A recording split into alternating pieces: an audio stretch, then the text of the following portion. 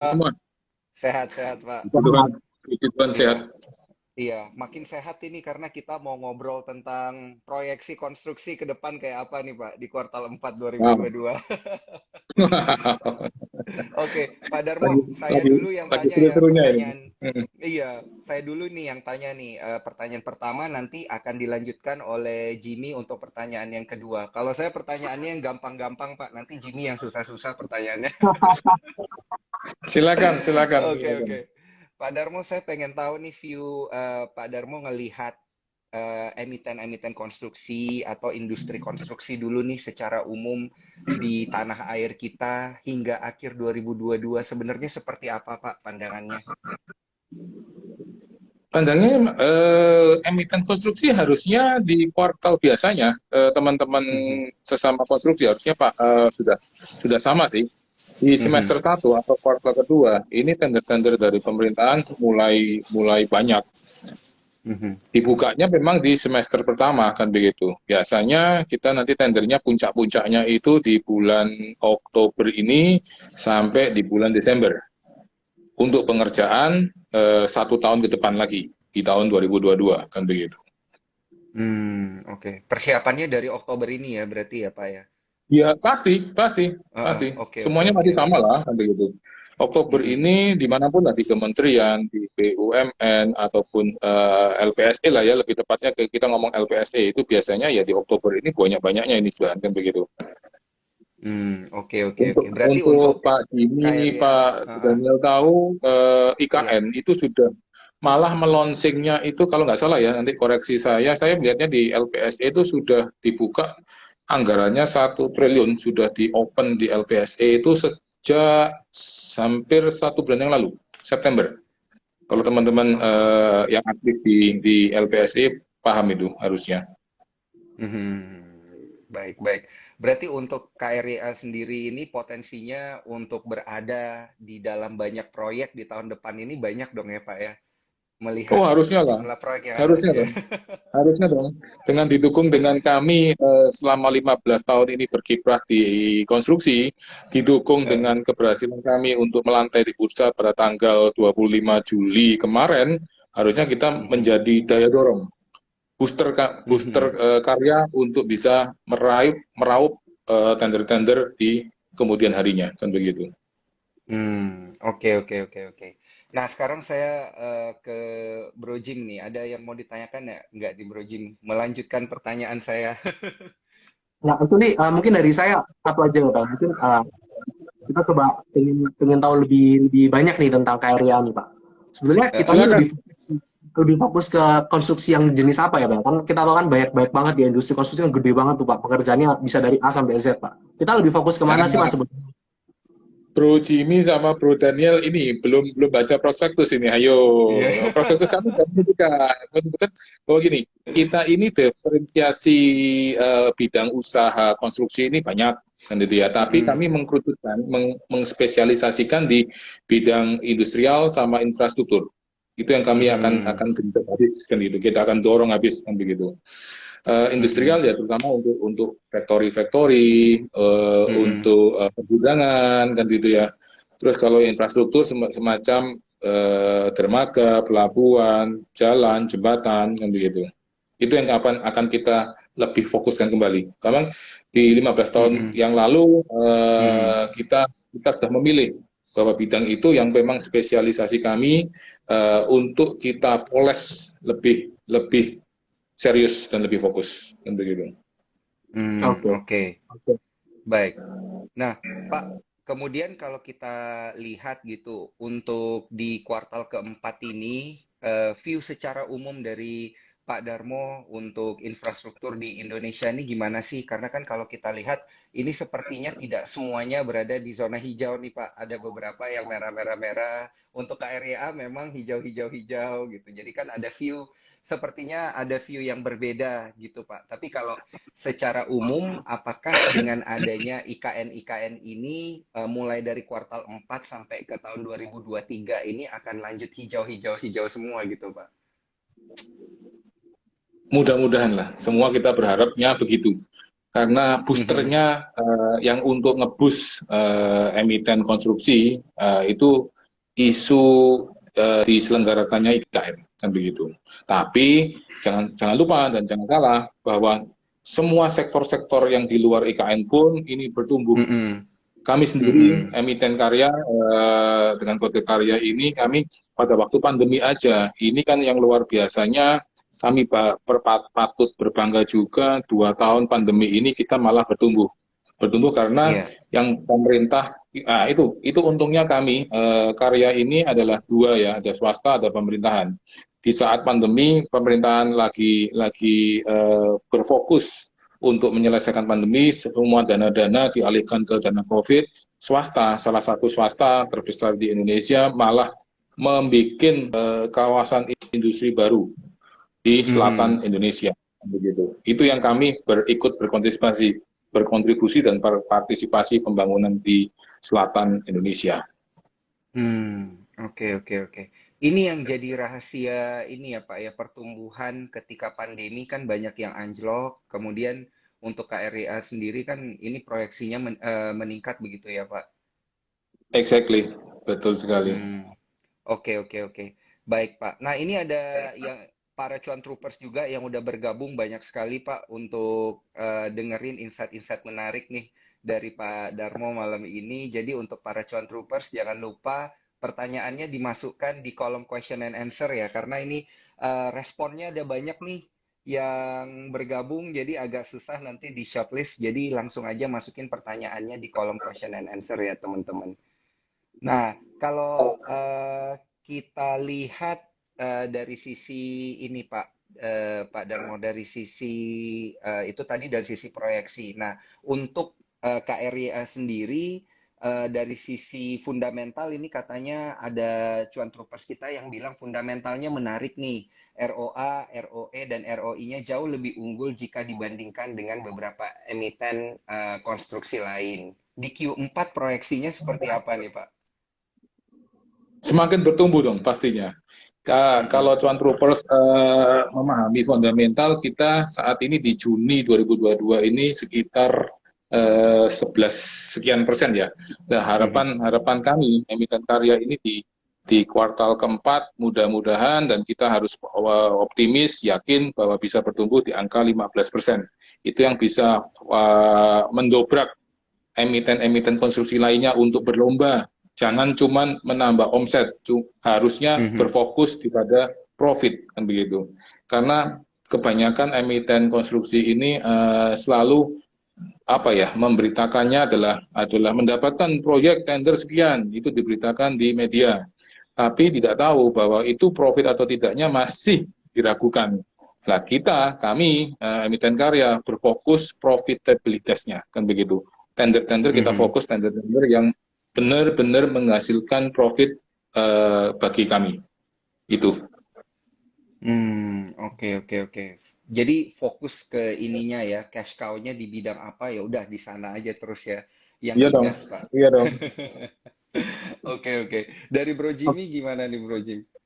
Saya ada satu follow up question sih Pak, karena kan tadi udah disebut tuh, karena kita punya return on asset, return on equity, sama ROI kita kan lebih tinggi ya Pak ya dari peers kita ya Pak. Tapi kalau saya pengen Heeh. tahu nih dari kacamata Bapak nih ya, selaku pelaku usaha nih, pelaku industrinya Pak, sebetulnya apa sih Pak yang perlu diperhatikan dari sebuah perusahaan konstruksi Pak yang layak untuk kita investasi ini Pak? Selain dari angka-angka lah Pak gitu. Apa apa sih Pak yang ngebuat sebuah perusahaan konstruksi itu bagus Pak selain dari angka yang terlihat aja gitu. Angka gimana maksudnya, Bro Jim? Jadi kan kalau tadi itu tuh dibilang return asetnya tinggi, mungkin profitability kita lebih tinggi dibandingkan dengan peers kita ya Pak. Tapi dari kacamata seorang pelaku industri nih Pak, sebetulnya perusahaan konstruksi yang bagus, yang layak untuk kita investasikan itu yang kayak gimana sih Pak? Apakah yang lebih agresif atau justru yang mungkin lebih konservatif dalam mengambil kontrak atau yang lebih gimana gitu Pak? Yang mungkin Nah, depan yang lebih long term paling gitu. utama, ya, yang paling utama kita bisa melihatnya ya tetap konvensional, tetap konservatif adalah di paling gampang buka aja LK-nya, laba before tax-nya berapa. Itu paling Mhm. gampang. Itu paling mudah sekali. Mhm. Semua teman-teman, Bapak Ibu yang ikut live ini gampang. emiten konstruksi, karena biasanya itu yang saya tadi sempat sampaikan di awal, selalu emiten konstruksi ini berfokus kepada omset, tender yang didapatkan, nilai proyek yang didapatkan, tapi terlena ataupun terlupa bahwa labanya ini masuk mendapatkan profit atau tidak, kan begitu. Karena sudah menjadi rahasia umum, konstruksi-konstruksi, emiten konstruksi yang mengikuti tender-tender ini bisa cuannya hanya 1%, 2%, 3% dihajar. Tapi kami emiten karya tidak begitu cara berusahanya, kan begitu. Kita harus mematok profit yang kita harus dapatkan, kan begitu. Itu dulu, Bro Jimmy. Berarti mungkin bahwa kita ini fokusnya ke sustainability juga ya Pak ya. Kita nggak asal tabrak gitu. Karena kan jujur kalau kita lihat mungkin beberapa tahun sebelum pandemi kan banyak banget perusahaan itu yang semua kontrak itu semua tender diikutin ya Pak ya gitu. Meskipun kelihatan itu dia. Bermasalah itu sumber jadi masalah itu. Kan begitu. Itu dia. Asal mendapatkan pekerjaan karena 2 tahun sudah pandemi, bagaimana ada satu tender ini yang dimakan rame-rame, di profitnya sampai dihabiskan, itu pernah. Teman-teman, saya kan juga konstruksi kan banyak juga ya, emiten-emiten konstruksi juga. Itu selalu begitu, karena kalau nggak diambil, nanti gimana ini menghidupi karyawannya, menghidupi ininya. Oh, ya, emiten karya tidak begitu lah, kan tidak sampai begitu, kan begitu. Tidak sampai hancur-hancuran di harga. Sehingga terbukti di LK kami, di bulan Maret yang kita sudah ekspos di prospektus awal sampai bulan Juni ini, ya puji Tuhan sudah luar biasa, kan begitu. Oke. Pak, mungkin kalau boleh satu follow up question ya sebelum kita balik ke Daniel juga. Kita kan tahu ya bahwa di Indonesia kan yang the largest adalah ya para pemain karya company lah, kayak Waskita, PP dan ya memang BUMN lah gitu. Kalau sekarang kita lihat di mereka banyak yang sekarang udah mulai agak konservatif ya Pak dalam ngambil kontrak gitu, karena terlihat mungkin di beberapa tahun terakhir keagresifan mereka ternyata tidak berjalan sesuai dengan rencana mereka, banyak yang mulai berat gitu, dan mungkin mereka juga udah mulai naik levelnya gitu. Gimana sih Pak kita dari karya ini, kita gimana sih Pak memposisikan kita Pak dengan mereka ini sekarang Pak? Apakah kita akan banyak bekerja sama dengan mereka ini, ataukah kita lebih akan cari proyek kita sendiri, atau gimana Pak ke depannya Pak? Sendiri dong. Sudah menjadi rahasia umum juga tanpa menyebut nama nih ya, kan itu bahaya, sensitif. Itu emiten karya yang lainnya itu biasanya kan yaitu pembayarannya lama banget, nanti bahaya, kan begitu. Sehingga kita tidak akan ikut-ikutan pola ataupun alur kerja mereka, kan gitu. Kita punya rule of the game sendiri, kan begitu. Oke. Kita fokusnya di kementerian, BUMN sama swasta. Sudah cukup itu, luar biasa. Oke Pak, oke. Tapi nah ini saya mau memfollow up juga nih Pak, follow up question yang barusan ini Pak, langsung aja saya samber nih dengan pertanyaan. Tapi dari KRYA sendiri selama ini memang lebih banyak mengerjakan proyek-proyek pemerintah ya Pak berarti? Separuh-separuh, lebih tepatnya kita separuh-separuh ya. Kita porsinya sama antara pemerintah sama swasta sama, supaya jaga-jaga ini kan pola kerja emiten karya adalah kita harus berdua antara swasta sama pemerintah. Sewaktu-waktu pemerintah ada something, swasta masih akan gerak. Swasta ada something, pasti akan pemerintah pasti gerak. Nah, mungkin dua-duanya. Kalau dua-duanya, amit-amit nih, Indonesia bisa collapse nanti. Amit-amit. Gitu ya. Pak, kemudian selama ini fokus daripada emiten KRYA itu ke wilayah mana dari Indonesia nih Pak untuk proyek-proyek? Nah, ini yang pertanyaan luar biasa ini. Itu kehebatan juga. Kalau Bro Daniel membaca lagi lebih detail di prospektus sudah kita jelaskan. Dari Sabang sampai Merauke itu adalah emiten karya berpartisipasi membangun negeri, kan begitu. Kita sempat ada pembangunan di Natuna, itu paling ujungnya Indonesia. Di Pulau Rote itu paling ujung selatannya Indonesia. Di Papua kita di Manokwari itu paling ujungnya di Indonesia Timur. Udah komplit semua, kan begitu. Saat ini lagi jalan di Halmahera. Nah, itu pun di bagian utaranya Indonesia juga, kan begitu. Di Pulau Maluku, kan begitu. Oke, oke, oke. Berarti memang lebih banyak ke proyek konstruksi-konstruksi besar seperti yang tadi Pak Darmo bilang ya. Pernah nggak nih Pak mengerjakan konstruksi kayak hal-hal yang berhubungan dengan tambang gitu Pak, misalnya smelter atau apa gitu. Apakah itu beda atau sama nih Nah, sebenarnya Pak? ini seru ini juga, ini pertanyaan bagus nih. Heeh. Nah, ini kita kebanggaan emiten karya berpartisipasi dalam pembangunan pembangkitnya smelter Ferronickel Antam punya factory di Halmahera. Tapi kami bukan ikut Antamnya, tapi kami membangun pembangkitnya, ikut PLN punya anak perusahaan, kan begitu. Itu yang diminta kuartal 1 ini doanya teman-teman semua supaya kita bisa mensukseskan ini. Ini luar biasa karena masuk dalam proyek strategis nasional. Di kuartal 1 kita harus bisa menghidupkan Antam memproduksi ferronickel untuk bahan bakunya baterai. Oke, oke, oke. Ini apakah sudah jadi gitu Pak proyeknya atau masih ongoing? Sudah on hand. Oh, sudah jadi ya Sudah Pak? on hand, sudah on hand. Nah ini baru kali ini nih apa namanya komunitas Sukor Sekuritas ini yang saya beritahu ini. Belum saya announce nanti. Mantap. Kita tahun depan nih Pak. Baru malam ini saya announce, baru saya announce di Sukor Sekuritas. Di sini ya. Siap. Terima kasih informasinya Pak. Oke, Bangga, oke, ini Pak. satu kebanggaan emiten karya lah, berpartisipasi pembangunan Ferronickel yang perintah dari Pak Presiden untuk menyelesaikan di kuartal pertama tahun 2023. Baik. Berarti kedepannya akan ada follow up project terkait dengan pembangunan smelter yang kayak gini-gini ya Pak ya, Harus dong, ke energi gitu ya. Harus dong, iya. Kita lebih mengkerucutkannya ke energi, ke tambang-tambang kan begitu. Yang di sana memang masih pangsa pasarnya masih terbuka lebar, masih terbuka luas. Oke, Pak. Kemudian kalau Pak Darmo sendiri lihat nih, ini kan kita juga mendengarkan dari berita-berita yang sudah beredar gitu Pak tentang laporan keuangan semester 1, rasio profitabilitasnya tinggi dan lain sebagainya gitu-gitu Pak. Nah, boleh nggak nih diceritain rahasianya apa sih Pak sebenarnya?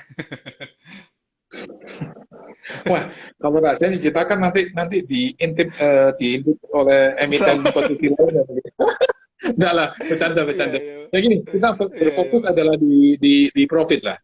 Dulu kami pun ya sebelum di tahun sekitar tahun 2016, 2017, 2018 itu kita berfokus di omset. Itu itu yang salah. Kita jadi apa ya, terbuai akan omset ataupun growth ya. Cuman tidak terfokus pada laba. Ternyata itu salah. Nah, sehingga pada waktu tahun 2018 akhir kita mulai berbenah, kita benahi dari segi SDM-nya, kita mulai bina tata kelolanya, sistem manajemennya kita perbaiki, dan yang penting adalah, yang utama adalah memilih pemberi kerja yang bisa membuat profit kita. Itu rahasianya. Baik Pak, kemudian kalau kita lihat ini kan ada berita terbaru terkait dengan Bank Indonesia menaikkan suku bunga untuk melawan inflasi dan lain sebagainya. Sedangkan kan tentunya emiten karya 4,25 ya, sudah naik kan sudah. Nah, ini apakah pengaruhnya cukup besar Pak dengan kondisi finance nanti, terutama pada emiten KRYA gitu Pak? Karena kan kita tahu kondisi suku bunga itu pasti ada keterkaitan yang erat ya terkait dengan pendanaan dan lain sebagainya. Untuk emiten KRYA sendiri seperti apa Pak? Betul sekali, kalau kenaikan suku bunga ini agak berpengaruh hanya untuk bunga kredit ya, kan begitu. Dan kebetulan kami darinya pun kecil, sehingga tidak terlalu signifikan terpengaruh oleh bunga kredit bank perbankan di tempatnya. Dan untuk pembelian material pun kita tidak terlalu berpengaruh karena kita ini memberikan tender, memberikan bidding terhadap bidding offering terhadap di bidding itu sendiri, kita berdasarkan harga yang up to date.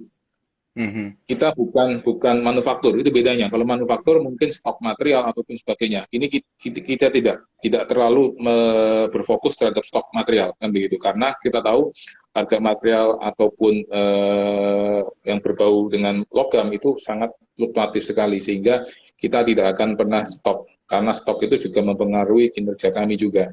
Kita mendingan cash flow-nya kita puter untuk yang material-material yang lain kan begitu. Oke. Jadi ini apa namanya? Ini udah kemampuan untuk money manajemennya ini ya, internal emiten ya, yang harus memang diperkuat untuk kemudian bisa mengimbangi kondisi suku bunga ya pada akhirnya ya Pak. Betul sekali, betul sekali. Tapi sih Baik. semua emiten konstruksi biasanya hampir sama. Karena kita Oke. ini memberikan harga kepada calon pemberi kerja itu adalah by order. Ada tender, kita umumkan tendernya. Bukan kita memproduksi ya, itu bedanya. Manufaktur sama jasa konstruksi kan beda, kan begitu. Oke, paham. Nah, ini mungkin saya beralih ke Bro Jim lagi nih selanjutnya. Kalau teknisnya emiten KRYA ini soalnya sepertinya Bro Jim nih yang banyak mempelajari tentang emiten-emiten karya. Nah, kalau saya justru penasaran sih, Pak. Mungkin long term goal kita seperti apa ya, Pak ya? Karena ini kalau kita ngeliatin kan banyak banget perusahaan konstruksi yang begitu mereka udah mulai gede nih, balance sheet mereka mulai kuat, biasanya nih quote and quote ya Pak ya, mereka berubah jadi setengah perusahaan investasi gitu. Jadi mereka invest di project-projectnya Pak, mereka masuk ke project investment gitu Pak. Kalau kita sendiri, apakah ada arah ke sana Pak? Kita fokus di construction aja nih Pak. Sementara belum, sementara kita berfokus di konstruksi aja, kan begitu. Untuk investasi saat ini belum tepat lah. Saya bilang ya, secara pribadi kita melihatnya belum tepat untuk beralih ke investasi, kan begitu. Oke, nah kalau gitu Pak, berarti kan kita ngelihat di karya sendiri adalah perusahaan yang sustain ya Pak ya. Kita bottom line kita profit, kemudian kita sementara belum ada alokasi dana untuk masuk ke project investment. Berarti kan kita ada cash flow lebih nih Pak gitu. Biasanya ditanyakan adalah fokus ke organik lah. Lebih tepatnya kan itu kan organik. Kalau nanti yang kita akan investasikan ke apa dan apa itu kan non organik. Kita lebih fokus ke organik dulu. Kalau nah dengan keadaan seperti itu nih Pak, kan kita kan ibaratnya kan kita kan cash flow positif banget ya Pak ya gitu. Komitmen dividen kita gimana sih Pak? Mungkin ada teman-teman yang belum sempat baca prospektusnya gitu, mungkin bisa di-share Pak gitu. Kita akan mendobrak apa ya, yang emiten konstruksi biasanya nggak pernah ngasih dividen, dan nanti kita akan kita akan berusaha semaksimal mungkin akan mendobrak mindset negatif itu menjadi mindset positif. Kita akan di tahun 2023 kita akan memulai untuk pemberian dividen itu sendiri. Wah, menarik. Anti mainstream ini ya Pak, berarti ya. Di saat Haruslah. tidak bagi, harus dong. KRYA bagi dividen. Mantap. Harus dong. Ini langsung hari ini market merah semua, karya masih hijau Mas ya. Nah iya, itu 4% loh Pak. Let the market speak lah. Iya. Ini banyak yang nge-love langsung Instagram live kita Pak. Tadi soalnya Pak Darmo habis ngomongin dividen kan langsung di love sama banyak cuan troopers.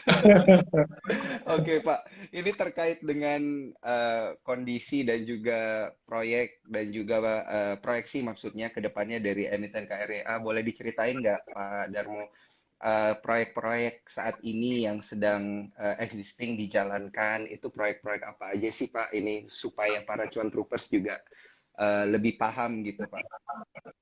Ya, kita saat ini yang ongoing ada di Manado ada satu, yang kedua ada di Sumba, Yang ketiga ada di Kendal, Jawa Tengah. Yang keempat ada di Sulu, Lampung.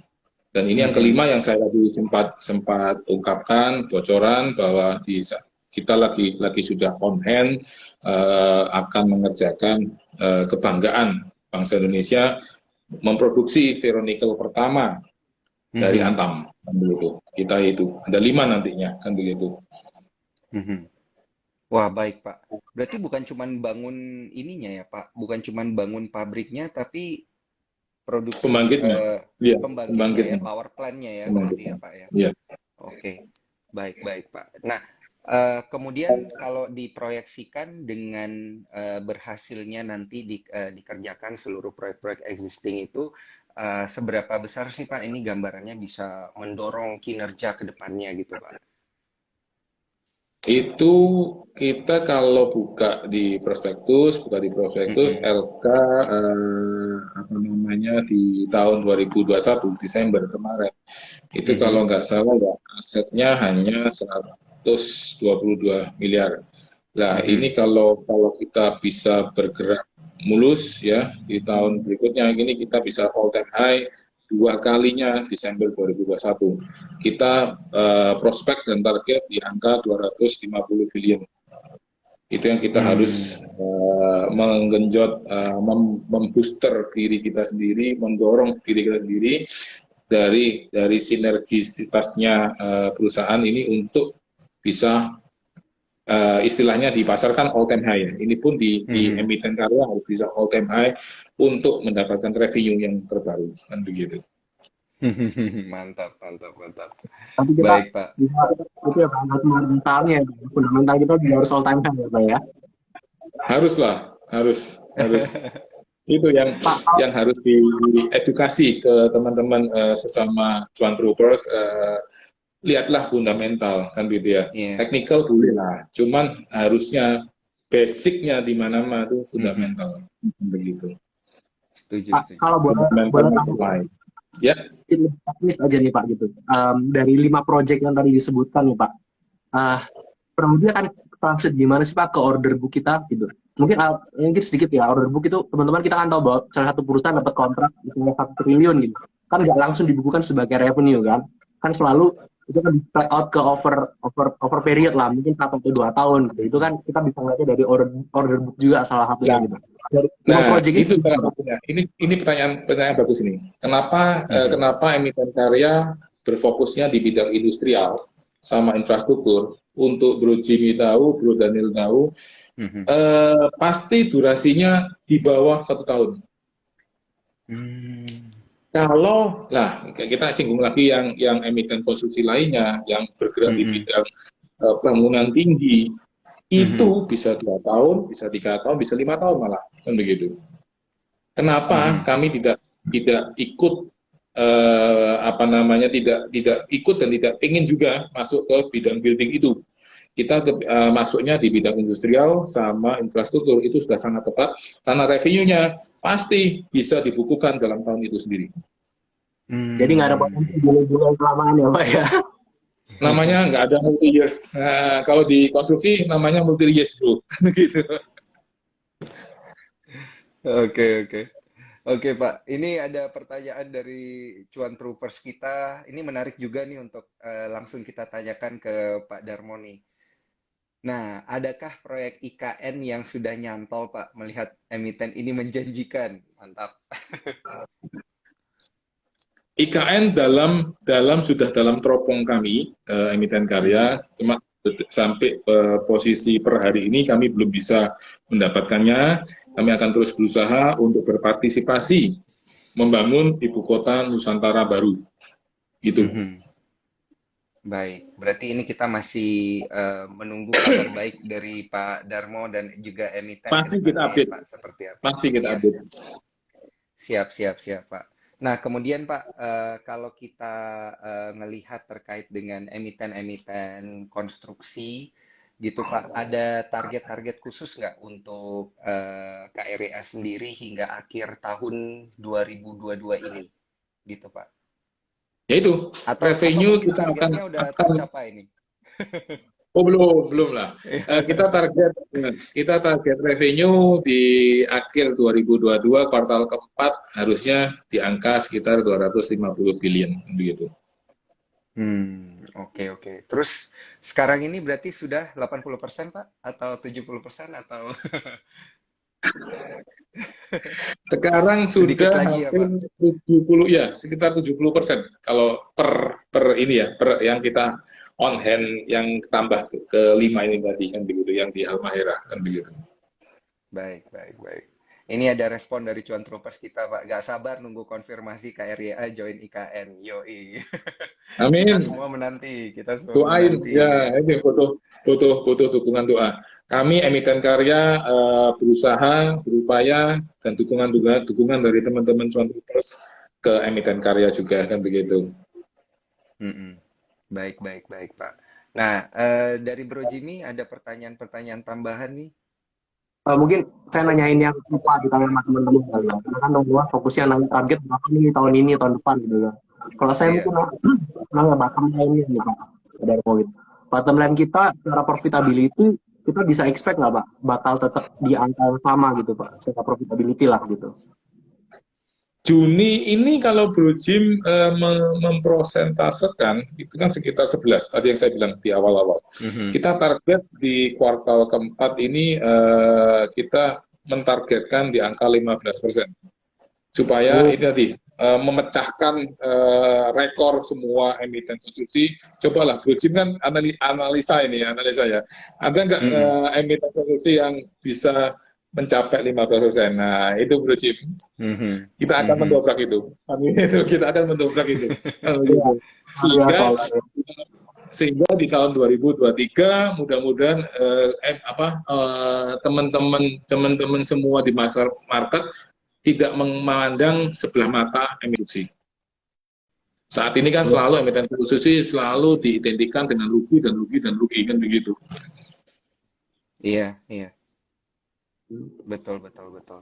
Baik, Pak. Nah, sehingga kita juga pengen tahu nih, Pak, sebenarnya dari sudut pandang KRYA sendiri, Pak, tidak dari sudut pandang emiten konstruksi pada umumnya, tantangan Ya. khususnya apa sih, Pak? Ini selama ini Pak Darmo membangun KRYA 15 tahun gitu, dan tantangan apa ke depannya yang Pak Darmo lihat gitu?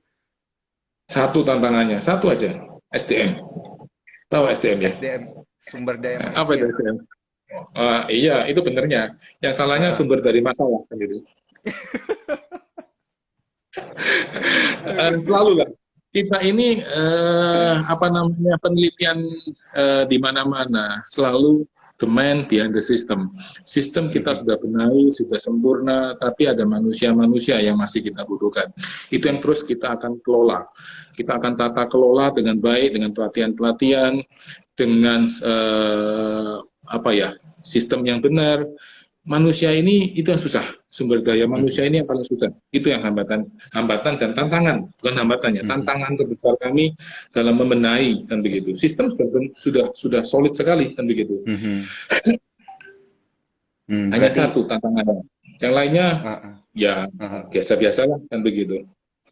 Biasa ya Pak. Kalau terkait dengan investasi dan pendanaan gitu-gitu kan biasa ini jadi masalah juga Pak. Kalau di emiten-emiten konstruksi lain mungkin gitu. Kalau dari Pak Darmo sendiri ngelihat ini seperti apa Pak? Kalau di emiten karya challenges untuk pendanaan itu ya kami tidak ada sih, karena Hmm. malah dana-dana yang disiapkan oleh perbankan pun masih kita pakai hanya seperberapanya, tidak full Hmm. juga kan begitu. Sehingga kami itu tadi kembali lagi pola pemilihan tender ataupun pola pemilihan calon pemberi kerja kami itu yang kami pilih Mhm. yang Hmm. bisa self financing, bahwa proyek itu yang bisa membiayai selama proyek berlangsung. Itu yang kita Hmm. akan lebih fokus di sana kan begitu. Jangan mengambil proyek yang pembayarannya sorry to say minimal 6 bulan, minimal Iya. 4 bulan, itu yang bisa mengganggu cash flow dari perusahaan kan begitu. Baik, baik, Pak. Tapi kalau boleh bicara teknis sedikit nih, Pak, terkait dengan emiten-emiten karya gitu. Idealnya itu sebenarnya pembayaran berapa bulan gitu, Pak? Dan kemudian eh, apakah ini terkait juga dengan terms of payment atau apa gitu yang biasa menghambat akhirnya eh, pengelolaan manajemen keuangan dari sebuah emiten karya? Karena kan ada terms of payment yang benar-benar dibayarnya itu pas proyek udah selesai, ada gitu. Ada yang di awal malah dia udah dibayar 50% atau 60% juga ada Itu gitu. Nah, asik. Nah, itu asik itu. Itu yang kita cari itu. Itu yang kita cari itu. Itu yang kita iya, cari iya. kan itu. Begini, Untuk baik. idealnya gimana nih, Pak? Idealnya sih 1 bulan sampai 2 bulan. Itu sudah Mhm. wajar. Tapi ada lagi yang proyek-proyek, yaitu lagi yang proyek-proyek yang high risk building, kita nggak nyebut nama ya, itu Iya. biasanya term of payment-nya turnkey. Turnkey itu adalah Hmm. Anda selesaikan full baru kita bayar. Itu yang Oh. kami benar-benar antisipasi, nggak mungkin pernah karya masuk ke sana, kan begitu. Hmm. Kita paling nggak suka Oke. dan nggak mau, kan begitu. Paling Mantap. maksimal 2 bulan. Iya 60 benar-benar, hari Pak. itu yang kami bisa bisa kerjakan. Ada lagi tidak semua pemerintah ya, ada lagi swasta. Tidak menyebut Mhm. nama juga, swasta juga itu menyerahkan apa namanya kontrak aja itu sampai 4 bulan. Ada loh itu ada Hmm. beneran itu. 4 bulan aja baru kontrak itu turun. Nah kita untuk Hmm. menagih mendapatkan DP masih 2 months later. Berarti totally 6 bulan. Dan 6 bulan ini kita masih udah kerja. Udah fisiknya sudah Mhm. 50%. Berarti kita membiayai proyek itu 50% lu bayangin. Lu gila. Iya, iya. Berarti kita menggarami lautan. Dong mereka yang Iya. punya duit kok kita yang disuruh garamin kan gitu. Betul, Pak. Iya, ini kan otomatis kalau sampai terjadi kan akan benar-benar mendrag down rasio keuangan perusahaan ya, Pak, ke depannya Pastinya pasti. cash flow-nya Heeh. yang kena pasti cash flow-nya yang kena Iya, pasti iya. kan gitu. Yang semula Mm-mm. dana perbankan standby parkir kita pakai semua sampai over limit, malah berjalan Hmm. di saldo negatif kan begitu. Iya, iya, iya, iya, iya, iya. Baik, baik. Wah, ini saya belajar banyak nih, Pak, Enggak tentang lah, termin saya kalau termin-termin di project. capital market belajar belajar sama Anda berdua kalau di capital market ya. Kebalik, Pak. Tadi itu aja, Silakan Pak. Bro Jim ada yang mau ditanyakan nih, Pak. Gimana Just want to gimana? make sure sih, Pak, gitu. Mau konfirmasi aja gitu kan, akhir-akhir ini memang kita tahu ya, beberapa tahun terakhir banyak tuh proyek-proyek turnkey yang tadi Bapak bilang ya, di counter pakai Mm-mm. SKBDN, pakai pakai LC juga. Itu kita Mm, semua nggak mau mm-mm. ya, Pak, ya. Kita ambil gitu-gitu ya, Pak. Kalau SKPDN masih oke, Masih nggak oke. masalah. Beda. Lah, yang paling bahaya itu adalah turnkey. Karena SKPDN ataupun LC itu Mm-mm. bisa kita hitung dengan diskonto, kan begitu. Asal Hmm. semua persyaratan-persyaratan komplit 1 bulan malah bisa cair. Bank yang Oh. menalangi lah, tanda kutip ya, menalangi kita, kan begitu. Itu istilahnya kan diskonto, kan begitu. Heeh. Udah kita bisa bisa hitungkan bunga diskonto berapa kita masukkan dalam penawaran offeringnya kita kepada calon pemberi kerja, kan begitu. Oh, oke, oke, oke, oke. Yang Wah, paling parah adalah turnkey. Itu yang paling parah iya, itu. iya. Itu Turnkey nggak sudah. tahu apa ya, Pak ya. Nah, kan begitu. Oke, oke. Iya, iya. Pak, sorry, Pak. Saya mohon izin, Pak. Saya ada satu pertanyaan, Pak. Tapi ini mungkin pertanyaannya cukup cukup tipikal analis question sih, Pak, sebetulnya gitu. Iya. Kita kan lihat beberapa jenis building material ini kan naik ya, Pak ya. Ini di beberapa bulan terakhir Mhm. mungkin dari tahun lalu kita ngeliat harga besi baja naik karena nikelnya Iya. juga naik. Kita juga ngelihat dari awal tahun beberapa pemain semen besar juga udah mulai naikin harga gitu, Pak. Nah, Mhm. eh, kalau boleh tahu nih, Pak, sebetulnya eh, kita dalam posisi seperti apa ya? Karena kan ini kan jadi kenaikan kos untuk para pemberi kerja nih, Pak, gitu. Sedangkan kan kita Mhm. juga bisa mungkin kita mau pass on ke mereka juga karena nanggung nih, Pak, kena perbedaan dari gap margin tadi kan, Pak, gitu. Mhm. Posisi sekarang kurang lebih seperti apa sih, Pak? Apakah kita ini dalam mungkin apa ya, better planning position gitu dibandingkan tahun lalu mungkin atau gimana gitu, Pak? Ataukah bisa mungkin dalam gitu kita ngitung RAB-nya bisa kita pass on dan pemberi kerjanya mungkin sekarang udah kayak bisa mengerti gitu, Pak? Nah, itu Hmm. Kalau yang kita ada dua ya. Kontrak yang sudah kita on hand, tapi kita hitungnya itu dengan harga yang notabene belum sebelum ini kan. Itu sudah menjadi resiko semua konstruksi ya, kan begitu. Karena kita sudah terlanjur memberikan offering dan sudah deal dan turun kontrak. Itu yang memang tidak bisa dipungkiri, itu menggerus laba yang seharusnya kita dapatkan sekian, pasti akan tergerus, kan begitu. Tapi kalau yang proyek-proyek yang belum on hand, kita menyesuaikan. Contoh kata harga besi sekarang 10.000. Apa namanya, nanti penawaran ini berlaku sampai 3 bulan. Nah, 3 bulannya kita prediksi ini harga besinya mau naik ke berapa? 11.000 kah atau 12.000 kah? Itu yang kita sudah masuk submit ke offering kita yang ke calon pemberi kerja, kan begitu. Oke, Yang jadi masalah adalah kenaikan bahan yang signifikan, yang continue kenaikan terus. Ini yang bahaya malah ke pemberi kerjanya, sehingga pemberi kerjanya menghold, tidak jadi bangun. Itu yang kita khawatirkan. Sehingga supaya ini harus berhenti nih, ya kenaikan BBM ini harus kembali normal lah, kan begitu ya. Nggak perlu turun, tapi harus normal. Harga dipatok sekian, kan begitu. Itu yang harapan para pelaku usaha ini, kan begitu. Kita nggak punya pedoman saat ini, kan begitu. Ini mau naik ke berapa sih, kan begitu. Oke. Ya, tapi silakan. Lanjut dulu nih, Bro Jim. Jadi saya bisa nyambungin nih. Ada ongoing 5 project ya Pak ya. Sedangkan kan ya tadi kan dibilang konstruksi ini bukan manufacturing gitu. Tapi kan tetap SDM tadi kan jadi masalah ya Pak, salah satunya gitu. Sebenarnya kapasitas kita Pak dalam mengerjain proyek itu sebesar apa sih Pak dari kita nih Pak? Kapasitas maksudnya gimana ini? Lebih eksplisit gimana ini? Jadi kan SDM gitu ya maksudnya. 5 ongoing project ya Pak ya. Sedangkan kan kita tahu sendiri kalau misalnya kita ngerjain project itu kita harus punya project manager lah, kita harus punya mandornya lah gitu. Nah, kapasitas dalam mungkin dalam lingkup SDM Pak. Sebanyak apa yang bisa kita lakukan secara paralel nih Pak maksudnya? Untuk Bro Jim sama Bro Nil tahu, kita dulu di sebelum pandemi masih rame-ramenya di di tahun 2017, 2016 itu kita sampai bisa menghandle 12 project dalam setahun. Wow. 12 project. Berarti kalau ini 5 masih kita masih open, masih kapasitas kita masih terbuka untuk mencapai ya minimal 5 kali lagi, 5 proyek lagi kita masih bisa pegang erat, masih bisa terkontrol gitu. Oke.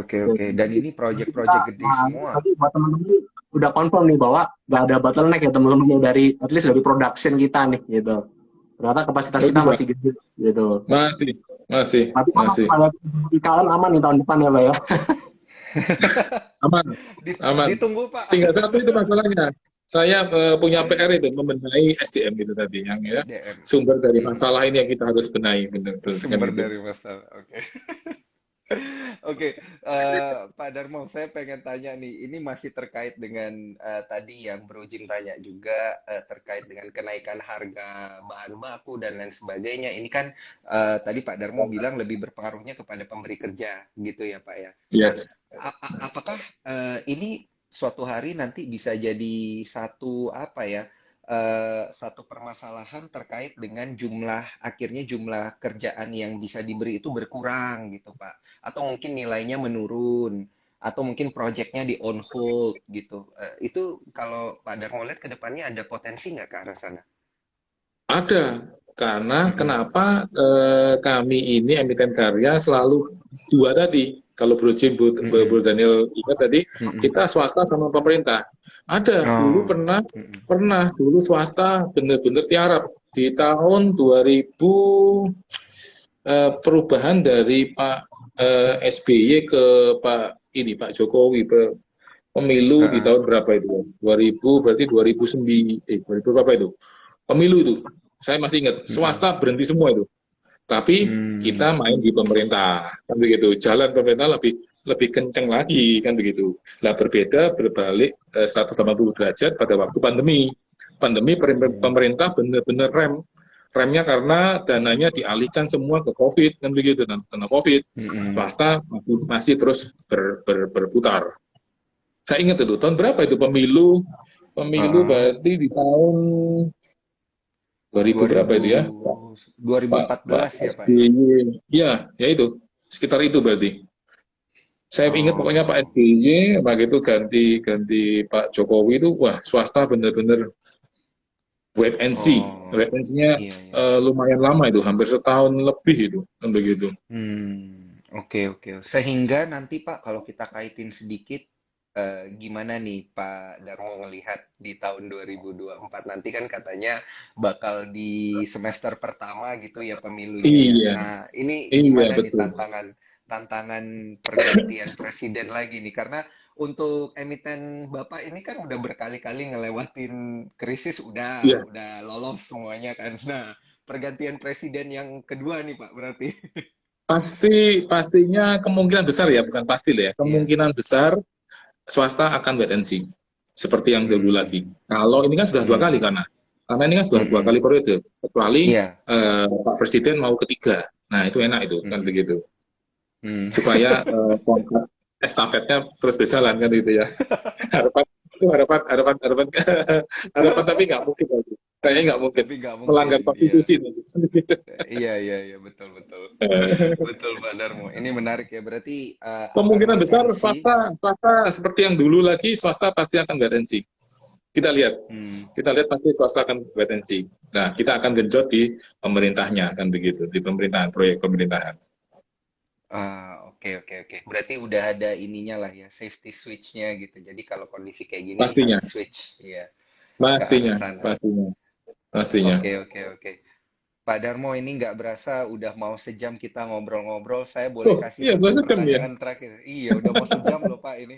Seru Pak. Saya belajar dan banyak dapat insight nih Pak.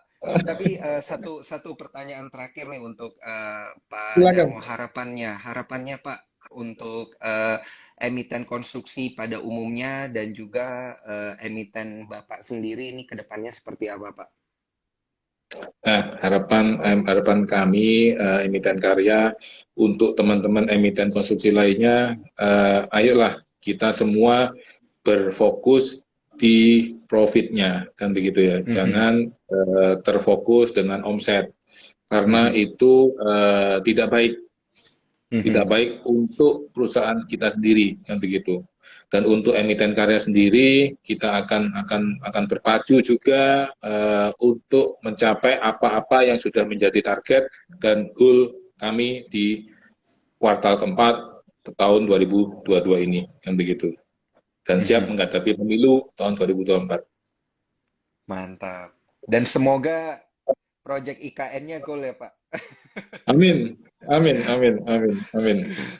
Mantap.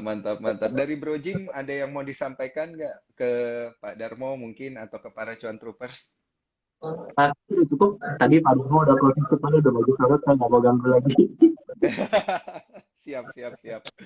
Baik, kalau gitu saya ucapkan terima kasih banyak untuk direktur utama emiten KRYA Pak Darmo Budiono. Terima kasih banyak atas waktunya Pak. Kita senang banget bisa kemarin ngopi-ngopi, terus sekarang kita beneran bisa ngobrol di depan banyak para cuan troopers. Sukses dan sehat selalu. Sukses selalu, sehat selalu.